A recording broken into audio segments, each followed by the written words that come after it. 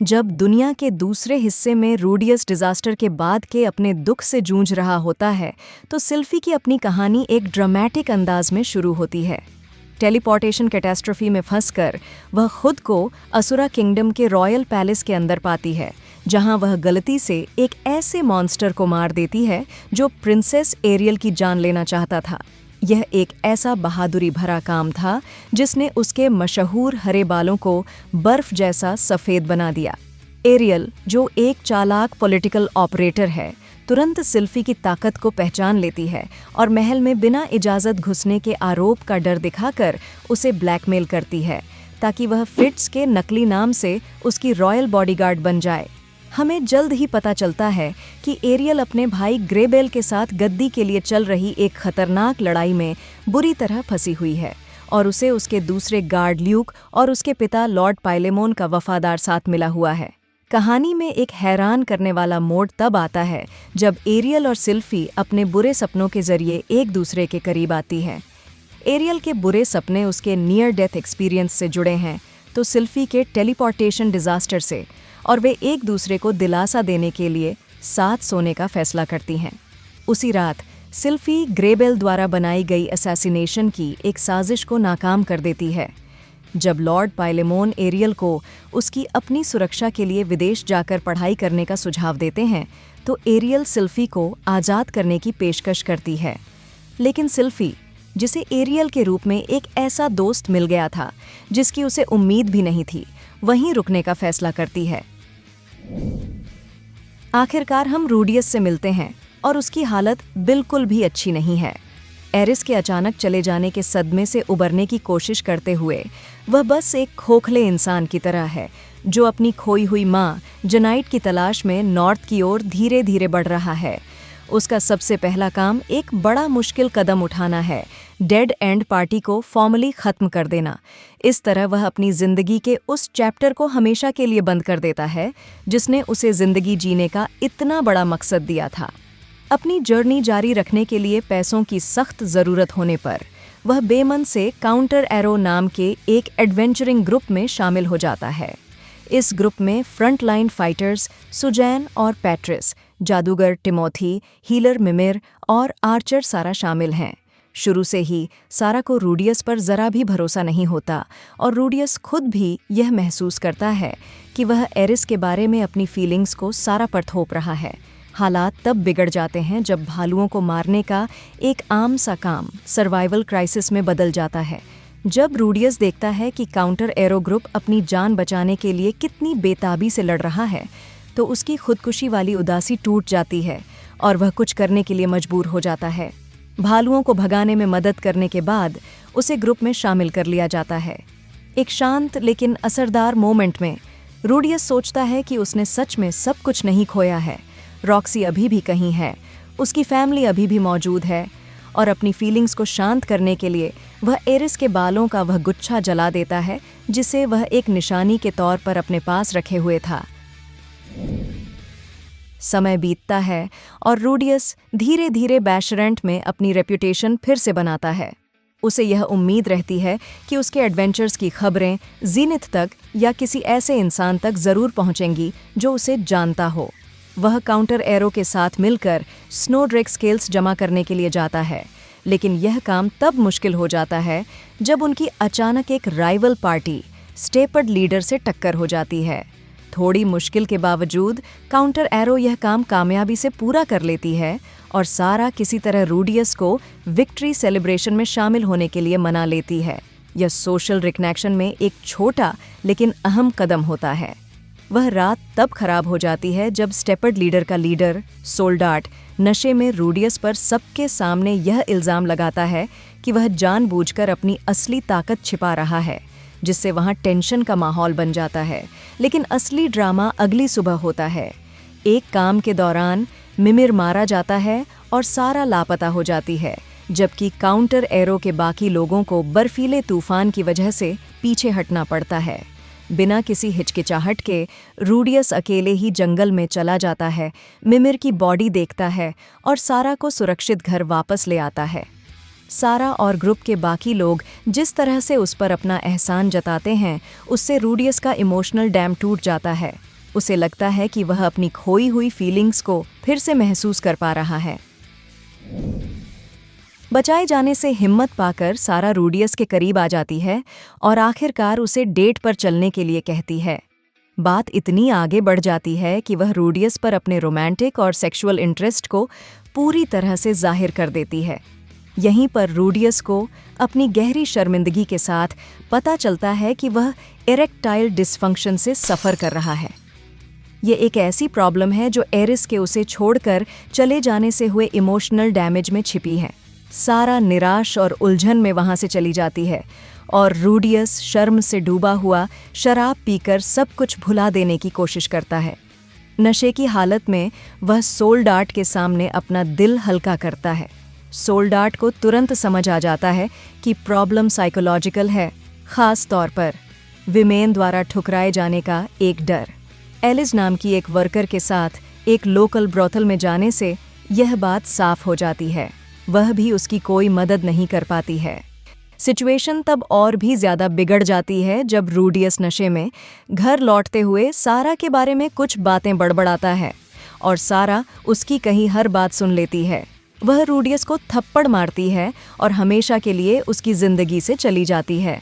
उसका डिप्रेशन पूरी ताकत के साथ फिर से आता है और रूडियस सुसाइड करने के बेहद करीब पहुंच जाता है।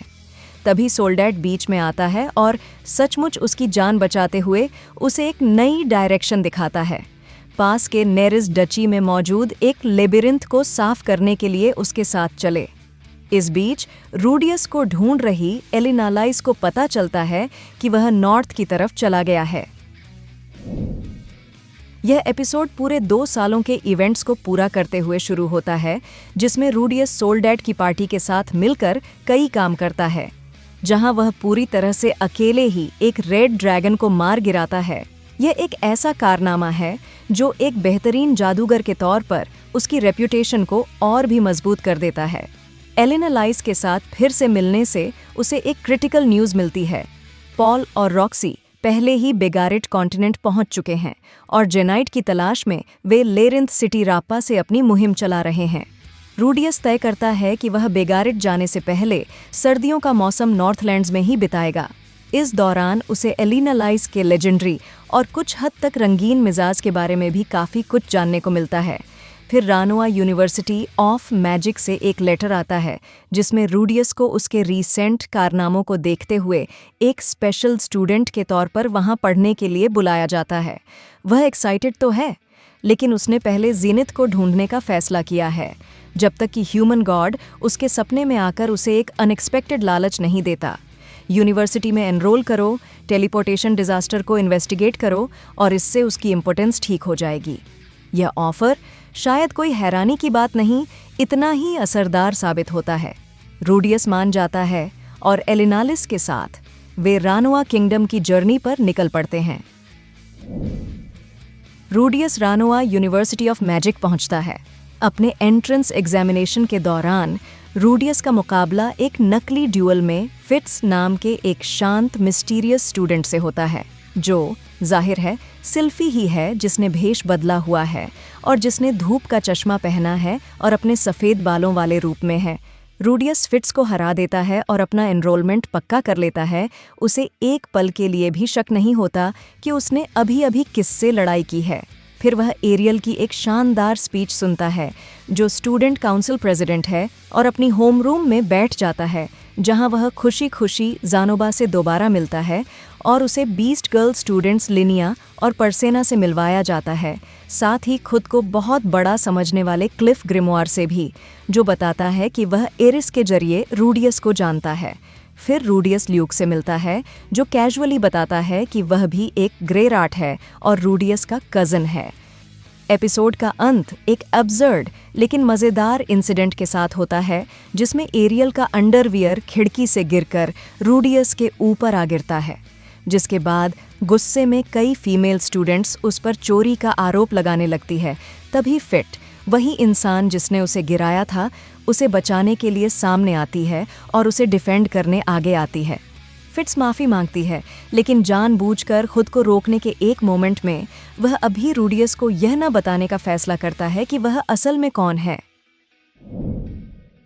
यूनिवर्सिटी की जिंदगी रूडियस को हैरानी की बात है कि काफ़ी रास आने लगती है, और यह एपिसोड दिखाता है कि वह कैसे एक कंफर्टेबल एकेडमिक रिदम में ढल रहा है, मैजिक की अनफेमिलियर ब्रांचेस को स्टडी कर रहा है, फिट्स के साथ टेलीपोर्टेशन डिजास्टर पर रिसर्च में मदद कर रहा है, और कुल मिलाकर सालों में पहली बार एक लगभग नॉर्मल इंसान की तरह काम कर रहा है। मुश्किलें तब आती हैं जब रूडियस को फिट्स पर एक अजीब सा क्रश होने लगता है, जो उसे बहुत ज़्यादा उलझन में डाल देता है, क्योंकि उसे अब भी लगता है कि फिट एक लड़का है।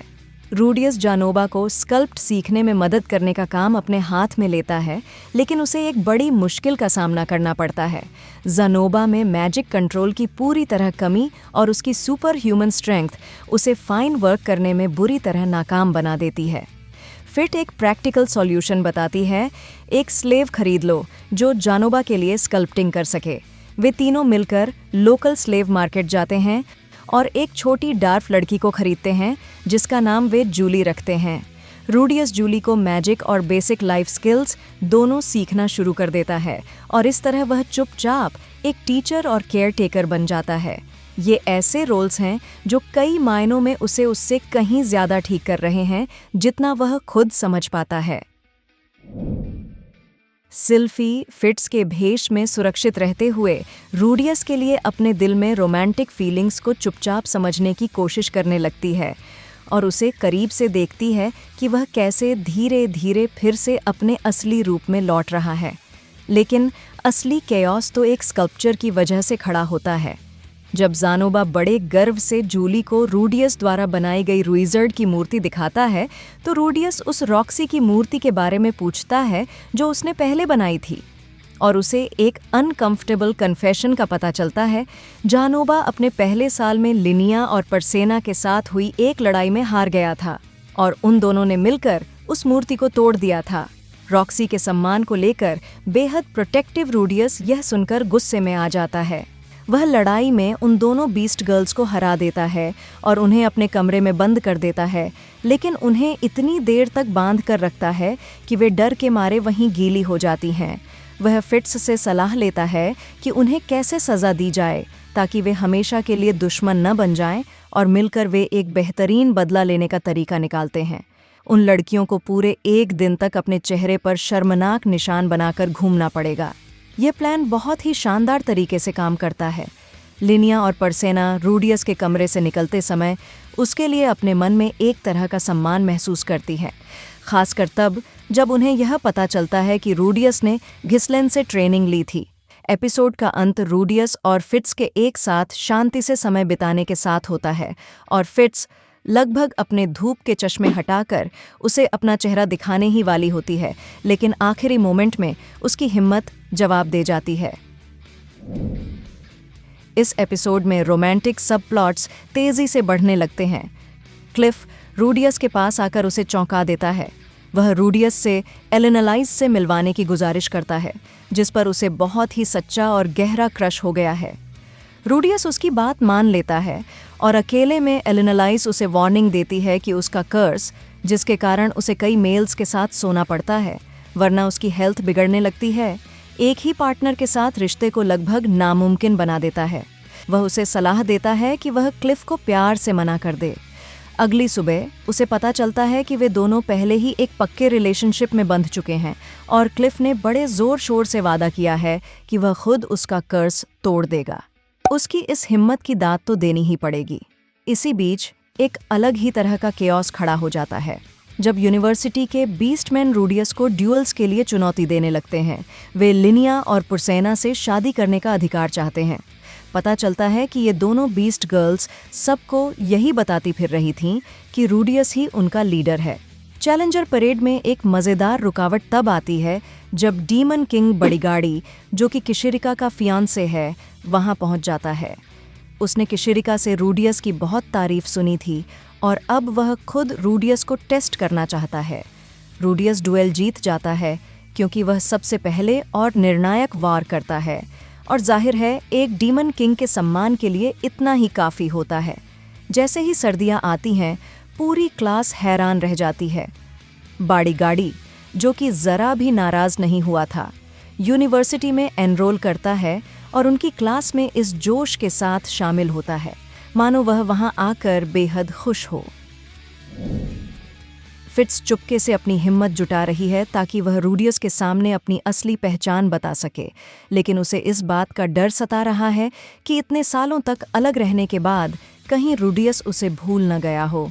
एरियल, जो हमेशा से एक बेहतरीन स्ट्रैटेजिस्ट और हैरानी की बात यह कि एक बहुत ही ख्याल रखने वाली दोस्त है, फिट को आगे बढ़ने के लिए ज़रूरी हौसला देती है। एकेडमिक साइड में रूडियस की टेलीपोर्टेशन मैजिक पर की जा रही रिसर्च अब रंग लाने लगी है, क्योंकि उसे समनिंग मैजिक के साथ कुछ चौंकाने वाली सिमिलैरिटीज़ नज़र आती हैं। फिट्स उसे सलाह देती है कि वह कैंपस में मौजूद एक समनिंग स्पेशलिस्ट से सलाह ले, जिसे साइलेंट 7 स्टार के नाम से जाना जाता है, और जिस पल रूडियस उस कमरे में जाता है वह उस जगह को पहचानकर पूरी तरह से साइकोलॉजिकली टूट जाता है जहां ओर्स्टेड ने उसे लगभग मार ही डाला था। फिट्स उसे होश में लाती है और वह मिस्टीरियस 7 स्टार अपना वाइट मास्क हटाकर खुद को नानाहोशी शिजुका बताती है। वह रूडियस की ही दुनिया, जापान की रहने वाली एक लड़की है जिसे 5 साल पहले इस फैंटेसी वर्ल्ड में समन किया गया था, और तब से लेकर अब तक उसकी उम्र ज़रा भी नहीं बढ़ी है। वह रूडियस को 2 नाम बताकर टेस्ट करती है, शिनोहारा अकीटो और कुरोकी सटोशी, लेकिन रूडियस इनमें से किसी भी नाम को नहीं पहचान पाता।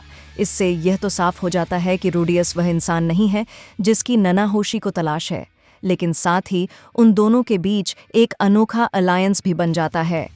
नानाहोशी का मानना है कि बड़े पैमाने पर हुए टेलीपोर्टेशन डिजास्टर उस स्पेल का ही एक साइड इफेक्ट था जिसके जरिए उसे इस दुनिया में समन किया गया था। इसलिए वह रूडियस के साथ अपनी नॉलेज शेयर करने के लिए राजी हो जाती है, जिसके बदले में वह अपने एक्सपेरिमेंट्स को पूरा करने के लिए रूडियस के माना का इस्तेमाल करेगी। यूनिवर्सिटी में एक पूरा साल बिताने के बाद रूडियस अब कैंपस में एक तरह का लेजेंड बन चुका है। वह स्टूडेंट जिसने फिट्स को हराया, लिनिया और पुरसेना को सबक सिखाया और एक डीमन किंग को भी हराया। वह किसी भी तरह की लीडरशिप पोजीशन को लेने की सभी कोशिशों को बड़ी ही आसानी से टाल देता है। सब कुछ बहुत ही आरामदायक चल रहा होता है, शायद ज़रूरत से ज़्यादा ही आरामदायक।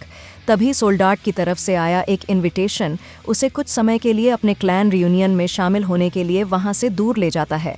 इस ट्रिप के दौरान वह एलेना लाइज और क्लिफ से अलग हो जाता है। ये दोनों अपने अपने एडवेंचर्स पर निकल पड़ते हैं ताकि क्लिफ को रियल वर्ल्ड एक्सपीरियंस मिल सके। लेकिन इस पूरे एपिसोड की सबसे अहम बात वह इंसिडेंट है जो यूनिवर्सिटी की लाइब्रेरी में होती है। रूडियस आखिरकार अपने मन में यह बात साफ तौर पर मान लेता है कि उसके दिल में फिट्स के लिए रोमांटिक फीलिंग्स हैं, और ठीक उसी समय उसे इस बात पर भी गहरा शक होने लगता है कि फिट्स असल में कोई लड़का नहीं बल्कि एक लड़की है। उसका शक सबसे अजीब तरीके से तब पक्का हो जाता है जब फिट्स ठोकर खाकर सीधे उसके ऊपर गिर पड़ती है, और यह छोटा सा फिजिकल कांटेक्ट उसे पक्के तौर पर यह बताने के लिए काफ़ी होता है वह एक वुमन है। फिट्स शर्मिंदगी के मारे भाग जाती है। दूसरी तरफ रूडियस उस मोमेंट कुछ और ही महसूस करता है कि उसकी इम्पोर्टेंस शायद उतनी परमानेंट न हो जितनी उसे डर था। इस एहसास के साथ रूडियस एक फैसला करता है, वह फिट्स का पीछा करेगा। अब जब रूडियस को फिट्स का असली जेंडर पता चल गया है तो एरियल सिल्फी पर धीरे धीरे लेकिन लगातार दबाव डालती है कि वह आखिरकार अपनी असली पहचान बता दे। सिल्फी को अब भी बहुत डर है कि इतने लंबे समय के बाद रूडियस शायद उसे पहचान ही न पाए। एरियल और ल्यूक उसकी याददाश्त ताज़ा करने के लिए एक प्लान बनाते हैं। फिट्स रूडियस को एक रेयर फ्लावर लाने के लिए विंटर फॉरेस्ट में घूमने के लिए बुलाती है। यह ऊपर से तो एक कैजुअल इनविटेशन लगता है, लेकिन इसके पीछे एक छिपा हुआ मकसद है। जब वे अपने शेल्टर से काफ़ी दूर निकल जाते हैं तो सिल्फी चुपके से रेन स्पेल करती है, जिससे वे दोनों गुफा में वापस पहुंचने से पहले ही पूरी तरह भीग जाते हैं। भीगा हुआ रूडियस हाइपोथर्मिया से बचने के लिए अपने कपड़े उतार देता है और फिट को भी ऐसा ही करने की सलाह देता है, लेकिन फिट एक पल की नाजुक कमजोरी में उससे कहती है कि वह उसके कपड़े उतार दे। वह ऐसा ही करता है और जिस पल वह उसे साफ साफ देखता है उसे तुरंत पहचान लेता है। यह तो सिल्फी है, वह इंसान जो इतने समय से यूनिवर्सिटी में उसके साथ था और जिसे वह बिल्कुल भी पहचान नहीं पाया था। सिल्फी, जिसका भेष अब उतर चुका है, उस इंसान की तरफ देखती है जिसके लिए वह सालों और कॉन्टिनेंट्स की दूरी के बावजूद चुपचाप डिवोटेड रही है। और बिना किसी हिचकिचाहट के कह देती है कि वह उससे प्यार करती है। रूडियस भी अपनी तरफ से एक बात कबूल करता है, वह भी उससे प्यार करता है। लेकिन इस रियूनियन में तुरंत एक रुकावट आ जाती है। उसकी इम्पोर्टेंस अभी पूरी तरह ठीक नहीं हुई है, और जब यह साफ हो जाता है कि जिस पल का वे दोनों सालों से इंतजार कर रहे थे वह आज रात नहीं हो पाएगा, तो माहौल उदास हो जाता है। सिल्फी, जो हमेशा समझदार और गहरे प्यार में डूबी रहती है, हिम्मत नहीं हारती। वह एरियल और लूक को जाकर सब बताती है और वे दोनों तुरंत आगे आते हैं। लूक एक ज़बरदस्त रेयर एफ्रोडिजियक निकालता है जो रूडियस की साइकोलॉजिकल रुकावट को तोड़ने के लिए काफ़ी होनी चाहिए, जबकि एरियल बड़े कॉन्फिडेंस के साथ उसे लुभाने के तरीके बताती है। उस रात सिल्फी रूडियस से मिलती है, वे दोनों वह एफ्रोडिजियक लेते हैं और वह काम कर जाती है। अगली सुबह ही असली इमोशनल सुकून मिलता है। जागने पर यह एहसास होना कि सिल्फी अभी भी वही है, कि उसने उसे छोड़ा नहीं है, ठीक वही एक्सपीरियंस था जिसकी रूडियस को ज़रूरत थी। वह रो पड़ता है। वह एरियल का शुक्रिया अदा करते हुए उसके प्रति अपनी सच्ची वफादारी का वादा करता है। फिर सिल्फी की तरफ मुड़ता है और अपनी पूरी ईमानदारी के साथ उससे शादी के लिए उसका हाथ मांगता है।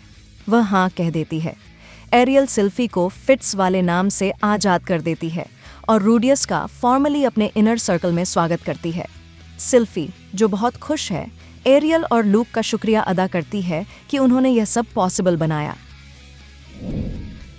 नई सगाई होने के बाद और यह समझने के लिए कि एक फैंटेसी वर्ल्ड में बड़े होने का मतलब क्या होता है, रूडियस मैरिज कस्टम्स के बारे में ज़ानोबा और क्लिफ से सलाह लेता है। ये दोनों शायद इस मामले में सबसे अच्छे एडवाइजर्स नहीं हैं, और सबसे पहला कदम एक घर खरीदना है। उसे एक बहुत ही सस्ते दाम पर लगभग वीरान पड़ा हुआ एक आलीशान घर मिल जाता है, जिसके बारे में यह मशहूर है कि वहाँ मिस्टीरियस मर्डर्स होते हैं, जिसकी वजह से वहाँ पहले रहने वाले सभी लोग डरकर भाग गए थे। रूडियस, ज़ानोबा और क्लिफ मिलकर उस घर को देखते हैं और वहाँ हो रही सुपरनैचुरल एक्टिविटी की वजह का पता लगाते हैं। एक सीक्रेटली बनाई गई मूविंग डॉल, जिसे वहाँ पहले रहने वाले किसी इंसान ने बनाया था। डरने के बजाय ज़ानोबा तुरंत और पूरी तरह से उस डॉल को पसंद करता है और उसी जगह यह जिम्मेदारी ले लेता है कि वह उस डॉल पर रिसर्च करेगा। जब प्रॉब्लम सॉल्व हो गई और मैंशन की मरम्मत हो गई, तो रूडियस सिल्फी को उसका फ्यूचर का घर दिखाने ले गया। उस जगह पर खड़े होकर, जो अब उनकी अपनी थी, रूडियस एक घुटने पर बैठ गया और उसे शादी के लिए प्रपोज किया। यह सच्ची खुशी का एक साफ और जॉयफुल मोमेंट था। रूडियस और सिल्फी ने शादी की एक शानदार दावत दी, जिसमें उन्होंने अपने पूरे जान पहचान वालों को बुलाया।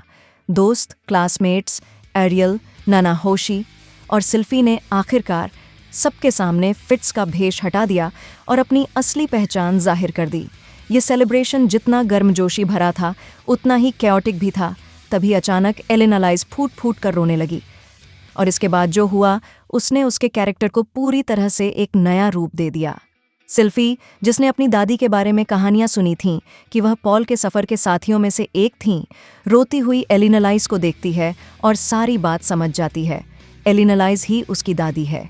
एलेनालाइज इस बात को कंफर्म करती है और मान लेती है कि उसने अपने रिश्ते को इसलिए छिपा कर रखा था क्योंकि उसे डर था कि उसका कर्स और उसकी रेप्यूटेशन उसके डिसेंडेंट्स को नुकसान पहुंचा सकती है। इसके बाद एरियल इस मामले में दखल देती है और मांग करती है कि रूडियस लूक के साथ ड्यूअल करे, ताकि वह यह साबित कर सके कि वह सिल्फी के लायक है। रूडियस आसानी से जीत जाता है और फिर एरियल चुपके से रूडियस से कहती है कि वह सिल्फी का ध्यान पैलेस पॉलिटिक्स के बजाय उसकी फैमिली पर फोकस रखे। और फिर आखिरकार रिसेप्शन खत्म हो जाता है, घर में शांति हो जाती है और रूडियस और सिल्फी एक शादीशुदा कपल के तौर पर अपनी नई जिंदगी की शुरुआत करते हैं। नई शादीशुदा जिंदगी की शांति कई एक साथ आने वाले प्रेशर्स से टूट जाती है। पॉल का एक लेटर इस बात को कंफर्म करता है कि वह जेनाइट को ढूंढने के लिए बेगारेट जा रहा है, और जब तक वह दूर रहेगा तब तक वह आयशा और नॉर्न को रूडियस के साथ रहने के लिए भेज रहा है। रिसर्च के मोर्चे पर नानाहोशी का टेलीपोर्टेशन एक्सपेरिमेंट बुरी तरह से फेल हो जाता है, जिससे उसे पूरी तरह से नर्वस ब्रेकडाउन हो जाता है और वह सुन्न पड़ जाती है। यह नज़ारा रूडियस को जाना पहचाना लगता है, क्योंकि उसे इसमें अपने ही पास्ट का सबसे बुरा दौर दिखाई देता है। वह उसे ठीक होने के लिए अपने घर ले आता है और अपने क्लासमेट्स को उस मैजिक सर्कल की प्रॉब्लम को क्रैक करने में मदद करने के लिए बुलाता है।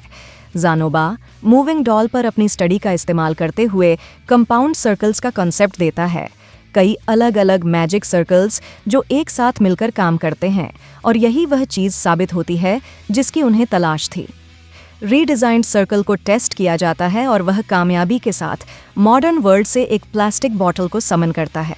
एक छोटी सी चीज़, लेकिन नाना होशी के लिए एक बहुत बड़ी इमोशनल विक्ट्री, जिसके पास अब इस बात का पक्का सबूत है कि घर वापस जाना मुमकिन है। एपिसोड 2 शांत पलों के साथ खत्म होता है। नाना होशी पहली बार क्लास पार्टी में शामिल होती है और उन लोगों के बीच सचमुच मुस्कुराती है जिन पर उसे भरोसा है, और रूडियस घर लौटता है तो देखता है कि आयशा और नोर्न उसके दरवाजे पर इंतजार कर रही हैं, जिन्हें रुइजर्ड पूरे रास्ते साथ लेकर आया था। रुइजर्ड की छोटी सी मुलाकात हमेशा की तरह बहुत मायने रखती है। जाने से पहले वह रूडियस को एक तरफ ले जाता है और एक अहम बात कहता है। जब एरिस गई थी तो शायद वह अपनी फीलिंग्स को ठीक से जाहिर नहीं कर पाई थी। यह एक छोटा सा बीज है जो बहुत बाद में एक बड़े पेड़ का रूप लेगा। अब बड़ा चैलेंज ये है कि आयशा और नॉर्न जिस तरह से वहां पहुंची हैं, वह एक दूसरे से बिल्कुल अलग है। आयशा रूडियस के साथ बहुत खुश है, वह जोश से भरी है और तुरंत काम में जुट जाती है। वह घर के सारे कामकाज अपने हाथ में लेने की जिद करती है कि रूडियस चाहकर भी उसे रोक नहीं पाता। नॉर्न बिल्कुल ऑपोजिट है। उसने मिलिस में पॉल के साथ हुई लड़ाई के लिए रूडियस को अभी तक माफ़ नहीं किया है। वह उसे भाई से ज़्यादा एक अजनबी की तरह देखती है। वह फैमिली के घर के बजाय डॉर्मेट्री में रहने की रिक्वेस्ट करती है और रूडियस बिना इच्छा से मान जाता है, इस उम्मीद में कि इस दूरी से उसे अपनी जगह बनाने और दोस्त बनाने का मौका मिलेगा। 1 महीने बाद वह उम्मीद बिल्कुल भी पूरी नहीं हुई। नॉर्न अकेली पड़ गई है, मुश्किल से ही क्लास में जाती है और अपने आसपास के सभी लोगों से दूर होती जा रही है। इस बीच बीस्ट गर्ल्स लिनिया और पुरसेना कैंपस में लड़कियों के अंडरवियर चुराते हुए पकड़ी जाती हैं। उन्हें सच में लगता था कि यह रूडियस के लिए मोरल सपोर्ट का एक तरीका है, जिसके कारण रूडियस को एरियल के साथ एक बहुत ही अजीब और ऑकवर्ड बातचीत करनी पड़ती है। नॉर्न की बिगड़ती हालत से परेशान होकर रूडियस गुस्से में उसके डॉर्मेट्री में घुस जाता है और किसी भी ऐसे इंसान का सामना करने के लिए तैयार रहता है जो उसे परेशान कर रहा हो। लेकिन जब वह असल में उसके क्लासमेट्स से बात करता है तो उसे असली प्रॉब्लम का पता चलता है और उसके पैरों तले से ज़मीन खिसक जाती है। वे अनजाने में लगातार नोरन की तुलना रूडियस से कर रहे थे और हर बातचीत को उसके मशहूर भाई के नज़रिए से देख रहे थे। नोरन, जो बेसब्री से चाहती थी कि उसे एक अलग इंसान के तौर पर देखा जाए, इस कंपैरिजन से पूरी तरह से टूट गई थी। अब यह समझते हुए कि इसके लिए किसी और दखल के बजाय एक पर्सनल बातचीत की ज़रूरत है, रूडियस सिल्फी, लिनिया और पुरसेना की मदद लेता है ताकि वह लड़कियों के डॉर्मेट्री में चुपके से घुस सके। वह नॉर्न के कमरे तक पहुंच जाता है और जब वह शांति से उसके साथ बैठा होता है तो उसके अंदर कुछ बदल जाता है। उसे अपनी पास्ट लाइफ की याद आती है, वे साल जो उसने एक अकेलेपन में बिताए थे और कैसे उसके बड़े भाई ने उस दीवार के पार से उस तक पहुंचने की कोशिश की थी। इस बीच नॉर्न भी अपनी ही एक लड़ाई लड़ रही होती है। एक तरफ उसे ठुकराए जाने का डर सता रहा होता है तो दूसरी तरफ उसे पॉल और रुइजर्ड की वे बातें याद आ रही होती हैं जिनमें उन्होंने उससे अपने भाई पर भरोसा करने के लिए कहा था। आखिरकार वह भरोसा कर ही लेती है। रूडियस उससे बस इतना कहता है कि वह उसके साथ है और वह किसी भी बात के लिए उसके पास आ सकती है, और बस उनके बीच की वह दीवार टूट जाती है। इसके बाद जब वह नॉर्न को वापस क्लास में जाते हुए और कुछ हद तक खुश होते हुए देखता है तो रूडियस को सचमुच उस पर गर्व महसूस होता है और वह मन ही मन यह सोचने लगता है कि क्यों न वह नाना होशी से कहकर अपने ओरिजिनल वर्ल्ड में एक मैसेज भिजवाए, एक अपॉलॉजी और एक थैंक यू उस बड़े भाई के लिए जिसे उसने कभी ठीक से सराहा नहीं था। ग्रे राट फैमिली में जिंदगी एक ऐसे दौर में जाती है जो पूरे सीजन का सबसे अच्छा और गर्मजोशी भरा लगता है। रूडियस सिल्फी और अपनी बहनों के साथ समय बिता रहा है। सुपर्ट की रेपुटेशन को वापस दिलाने में मदद के लिए रूइजर्ड के बारे में एक किताब लिख रहा है। नान होशी के लगातार आगे बढ़ रहे एक्सपेरिमेंट्स में मदद कर रहा है। एलिनालाइज के कर्ज का तोड़ निकालने वाले एक डिवाइस पर क्लिफ के काम में सपोर्ट कर रहा है और ज़नोबा की स्कल्पटिंग स्किल्स को जूली की देखरेख में इम्प्रूव होते देख रहा है। फिर सिल्फी उसे बताती है कि वह प्रेग्नेंट है और रूडियस पूरी तरह से सुन्न हो जाता है, लेकिन सबसे बेहतरीन तरीके में। गीस की ओर से एक लेटर आता है। जेनाइट को बचाने का मिशन रुक गया है और पॉल को मदद की ज़रूरत है। ह्यूमन गॉड लगभग तुरंत ही रूडियस के सपने में आता है और उसे घर पर ही रोके रखने के लिए हर आर्ग्यूमेंट का इस्तेमाल करता है। इस जर्नी में 2 साल लगेंगे। सिल्फी को अकेले ही बच्चे को जन्म देना पड़ेगा और लगभग एक आफ्टर थॉट पर वह रूडियस को सलाह देता है कि अगले मेटिंग सीजन में वह लिनिया या पुरसेना के साथ सोए। रूडियस सचमुच फंस जाता है जब तक कि नॉर्न सीधे तौर पर उसका सामना नहीं करती। वह यह बात सामने रखती है कि रूडियस ही एकमात्र ऐसा इंसान है जो इस जर्नी को पूरा करने के लिए काफ़ी स्ट्रांग है, और जब पॉल मुश्किल में फंसा हो तब हाथ पर हाथ धरे बैठे रहना कोई ऑप्शन नहीं है। अपनी उस बहन से ये बातें सुनना जो कुछ हफ्ते पहले तक उससे मुश्किल से ही बात करती थी, रूडियस के लिए काफ़ी होता है। रूडियस जाने का फैसला कर लेता है। फैसला हो जाने के बाद तैयारियां तेजी से पूरी हो जाती हैं। एलिनालाइज बिना किसी हिचकिचाहट के रूडियस के साथ जाने के लिए राजी हो जाती है। नान होशी एक ऐसी बात का खुलासा करती है जिसे उसने अब तक सबसे छिपा कर रखा था। पास में ही एक सीक्रेट टेलीपोर्टेशन सर्कल मौजूद है जो उन्हें सीधे बेगारित तक पहुंचा सकता है और वापस भी ला सकता है, जिससे पूरी जर्नी का समय घटकर लगभग 1 महीना रह जाता है। यही वह फर्क है जो यह तय करता है कि रूडियस अपने बच्चे के जन्म के समय वहां मौजूद रह पाएगा या नहीं, और क्या वह समय पर घर लौट पाएगा। पिछले डिजास्टर के भयानक ट्रॉमा को देखते हुए सिल्फी को टेलीपोर्टेशन मैजिक का इस्तेमाल करने को लेकर चिंता है, लेकिन रूडियस उससे यह वादा करता है कि उनके बच्चे के जन्म से पहले ही वह वापस लौट आएगा। जाने के समय क्लिफ एलिनालाइज से अपने प्यार का इजहार करता है और वादा करता है कि जैसे ही वह वापस आएगी वह उससे शादी कर लेगा। रूडियस और एलिनालाइज उस सर्कल से गुजरते हैं और बेगारिट डिजर्ट के बीचों बीच पहुंच जाते हैं। वे उस लैंडस्केप में पैदल ही आगे बढ़ते हैं और रापान सिटी पहुंच जाते हैं, जहां पॉल की पार्टी से उनका रियूनियन अब बस कुछ ही दूर है। गीस रूडियस और एलिनालाइज को रापान में ढूंढ लेता है और उन्हें पॉल के पास ले जाता है। पॉल यह देखकर सचमुच हैरान रह जाता है कि वे इतनी जल्दी वहां कैसे पहुंच गए। पॉल और एलिनालाइज अपने बीते हुए कल के किसी इंसिडेंट को लेकर आपस में सुलह कर लेते हैं। इसके बाद पॉल उन्हें पूरी सिचुएशन बताता है। जेनिथ पास ही मौजूद एक लैब्रिंथ, जिसे टेलीपोर्टर लैब्रिंथ के नाम से जाना जाता है और जो अपनी लीथल कॉम्प्लेक्सिटी के लिए फेमस है, के अंदर कहीं लापता हो गई है, और बार बार कोशिश करने के बावजूद पॉल उसे ढूंढ पाने में नाकाम रहा है। इससे भी बुरी बात यह है कि रॉक्सी भी गलती से भूल भुलैया के अंदर मौजूद एक टेलीपोर्टेशन ट्रैप में फंसकर कहीं गायब हो गई है। रूडियस एक ऐसी किताब निकालता है जिसे उसने खास इसी पर्पस के लिए लिया था। उस किताब में लेबिरिंथ के पास्ट एक्सप्लोरेशन के डॉक्यूमेंट्स हैं। गीस इस बात को कंफर्म करता है कि वह बिल्कुल सही है।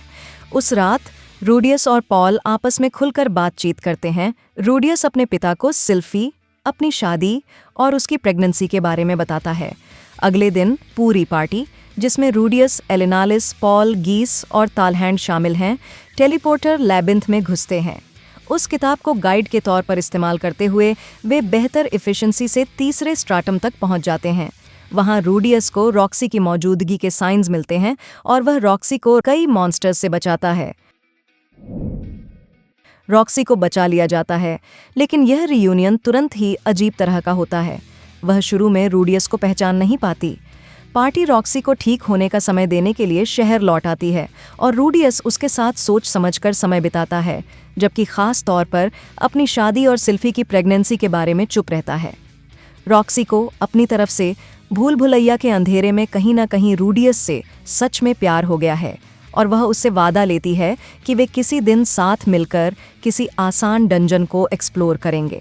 रॉक्सी के ठीक हो जाने के बाद टीम फिर से लेबिरिंथ में उतर जाती है और लड़ते हुए 5वें स्ट्रैटम तक पहुंच जाती है, जो रूडियस की बुक में मेंशन आखिरी कमरा है।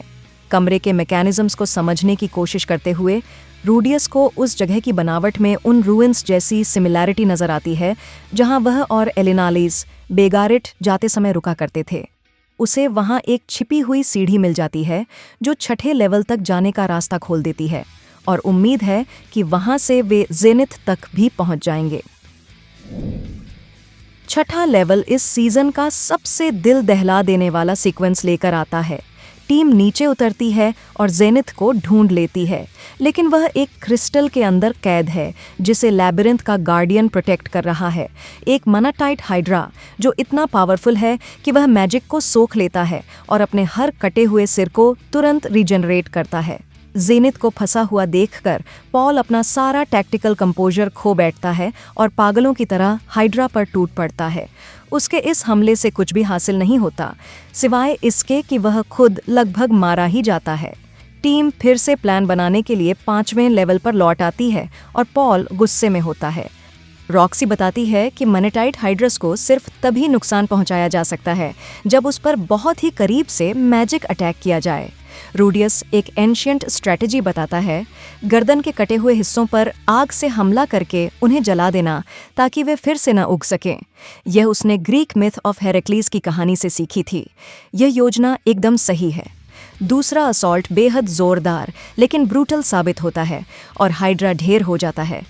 यह जीत हालांकि एक ऐसी कीमत पर मिली है जिसकी तैयारी यह सीजन पहले एपिसोड से ही चुपचाप कर रहा था।